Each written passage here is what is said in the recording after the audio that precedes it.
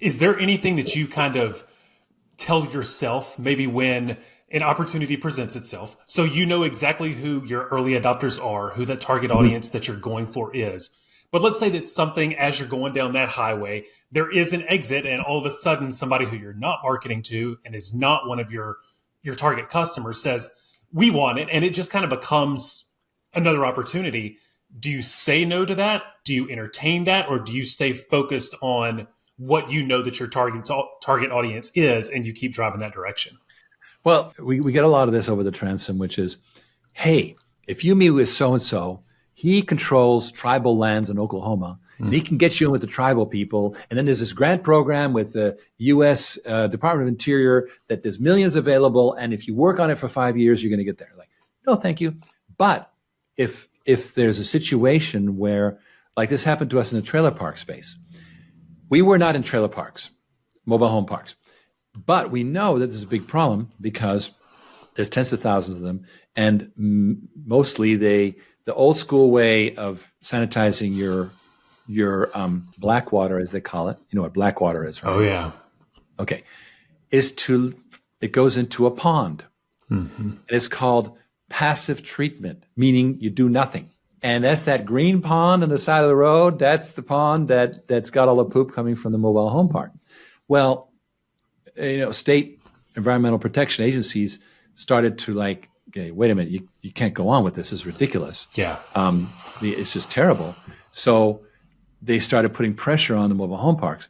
And it just so happened that we had an opportunity that somebody actually knew personally was stuck with a mobile home park and was being fined by the Alabama Department of Environmental Protection. And so we got into it. It's a good thing they were a good friend of ours, because it was so hard learning how to make it work, because it's a very nasty, these ponds are mostly sediment and a little bit of water, and your pumps get clogged and this and that and the other thing. We got there, we solved it. They ended up happy. And then we started selling more of these because we were in the space. So yes, it's important to recognize opportunities. At the same time, you don't want to have too many of these at the same time, because that particular project lost us money. We made sure they got the result, but we spent more than they paid us. And, that's the cost of the learning experience. But don't have 12 of these going on at the same time. It's going to kill you. So fortunately, that was going on okay. And then we got into housing developments, and that has just blown up, especially in Texas. We're also dealing with a lot of the freeway rest stops, the trucker stops, because they tend to be isolated. Right. We're servicing them, RV campgrounds, interesting niches like that. Okay. And it's fine. It's totally fine to develop a business like that. And then we're also starting to do small cities. So a city of 50,000 or 100,000 people, our systems don't get very big, but they're big enough for that. And that has proven to be very successful. One of the things we pride ourselves on is that 60% of our projects are basis of design, meaning that the client selected our design and therefore cannot go to anybody else except us. Interesting. Like, we want that design. And boom, at that point, it's just a matter of us not committing an unforced error, because we have no competitor at that point. So Gotcha. I think that, we go through an entrepreneurship, we go through a phase of being generic. I'm selling plumbing services, or I'm selling on Amazon, or whatever it is. But over time, you want to get to where you are unique. That, I think, is what we're all aiming for, so that first of all, the margins are typically higher. I have a nephew who does very well on Amazon with psoriasis creams, and he's moved beyond having the private label lab do it for him. He's Wow. now doing it. So over time, you move into that phase of really controlling your supply chain and doing more of it yourself. A good friend of mine sold his Amazon business. There was that big roll up that occurred in the last 2-3 years.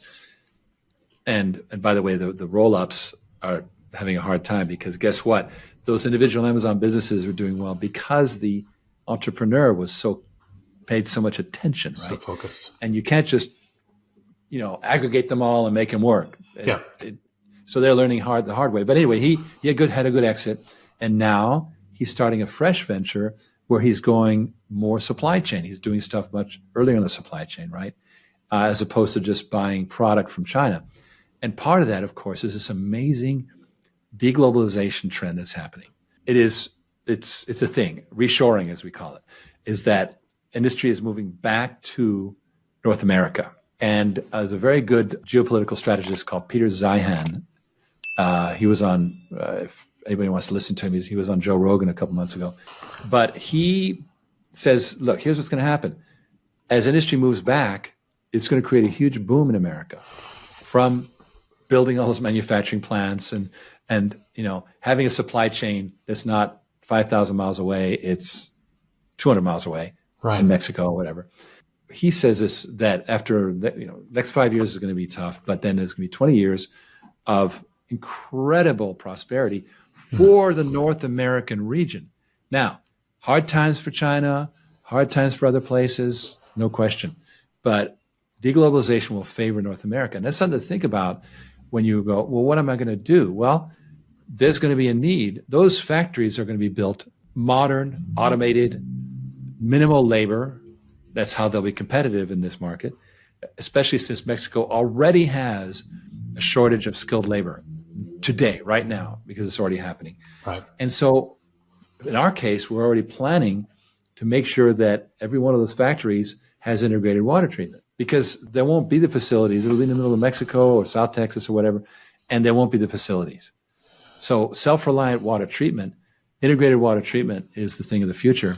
And there's all kinds of good reasons for it. So what does the timeline on one of these pods look like? Like if you started one, what does that timeline look like from soup to nuts? I mean, like one of the modular water system.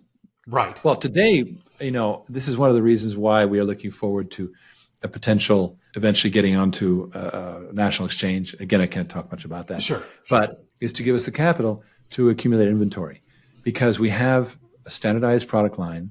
So there's, what do you want? 5,000 gallons per day, 10,000, 15,000, 20, 25,000. That's it. Boom.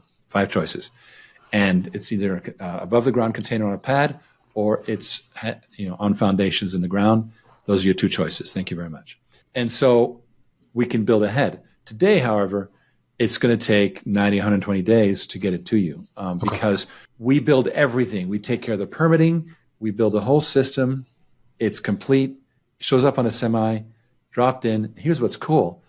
The site only has to have a regular facilities manager or janitor. It does not have to have a water expert, which is key, because when you're putting it in a housing development, you're not going to have a water expert. You're going to have you're going to have a really cool guy or gal that does the facilities management, and they just need to do the routine. It's faster than the industry standard, but it's not as fast as it's going to be. Gotcha. And so I would imagine as you're building OriginClear, especially to the point it is now, but also especially looking to the future, you had to put together a team that understood what the goal is, understood what the vision is. You've done a fantastic job of explaining the problems, where you're going, all of that just right here. But what has that process been like as you've assembled that team and you've kind of thrown out that North Star of, this is where we're going to go. This is the rocket ship we're building. We're adding seats, but once it gets going, we need people that are focused on that direction. How was that process as you were building and as you continue to build? It was ridiculously hard. I had a very hard time, and I can't tell you, how do you attract people who are at least as responsible as you? Today, I have, for example, Ken Berenger, who co-created Water on Demand with me. I have to tell him Saturday nights, turn off your freaking phone, dude. Stop taking my chats. No. These people will not stop. But before 2018, I had a problem. And then somehow I started attracting, well, actually starting in 2015 with our McKinney acquisition, but started attracting good people. And I think it's almost like success gets you more. It's very hard to get good people. We're going to have to ramp up fast. So what we're going to do is simply acquire companies like an engineering firm. Boom. And it's already up and running. It's operational. The person who founded it figured out how to make it work. Boom, up and running, right? So that's the other way to go. But hiring people is very hard to do. And these days also post-COVID, there's a lot of turnover. I've noticed that, Yeah.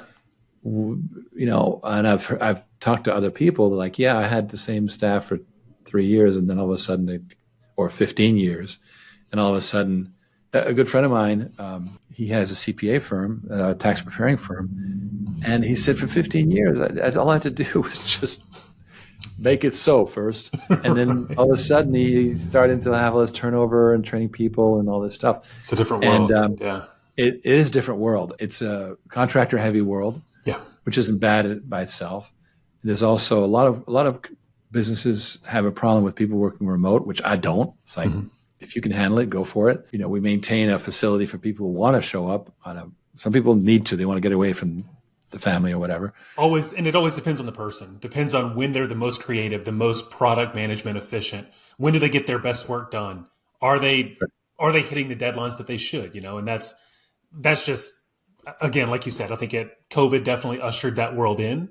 But now it's just kind of shown the spotlight a little bit more on both of those types of things, ensuring that the outcome is what we need it to be, but also providing that space, like you said, where you still have the brick store where you can go in and you can actually sit down in a conference room with people and jot ideas on a whiteboard, and you can have those creative outings. And it's not just, let's jump on a Zoom meeting, which a lot of times feels like very matter of fact, where let's jump into it, as opposed to, we're people who are working together. Let's build the rapport. It's harder to kind of build that rapport in a virtual world, as opposed to sitting down with somebody, having coffee with somebody, understanding how to work best with them, their needs and wants and your needs and wants, and how those can work. It's true. I've always found I love the Zoom factor, and I do a lot of critical meetings that way. But when I sit down with somebody for half an hour, things come up that I had not expected. We start going beyond. So I couldn't agree more. Right now we have staff in Virginia, in Texas, here in Pinellas County, Florida, Los Angeles. It's like meetings are good up to a point, but we're dealing with that, and it's unfortunately the way it is.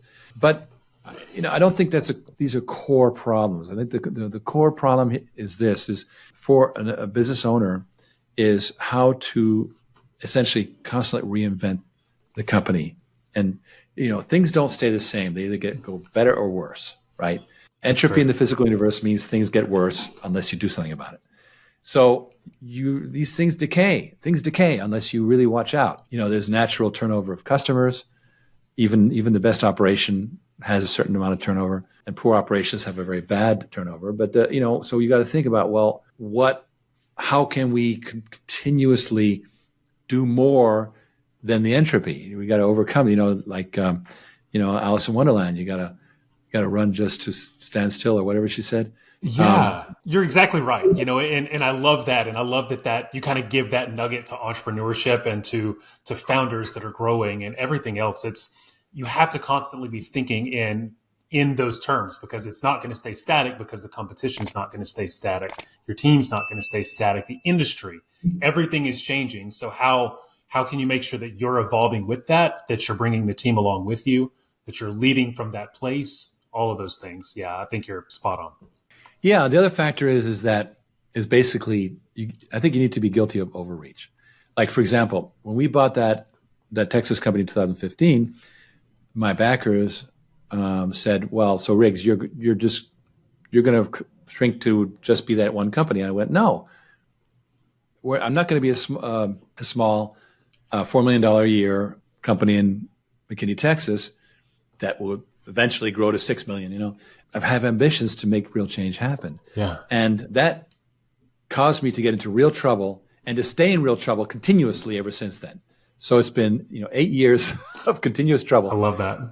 But things improving, and out of necessity, you solve the problems, or else you're toast. And I wouldn't take it any other way. I'm restless that way, I guess you could say. Well, Riggs, I love all of those things that you said. I think that's so profound, especially for entrepreneurs, just in their mindset and the way that they approach the day-to-day, the issues that they solve, but also the main driver that their company is looking to solve. Well, thank you so much. This has been fantastic. And again, thank you so much for your time.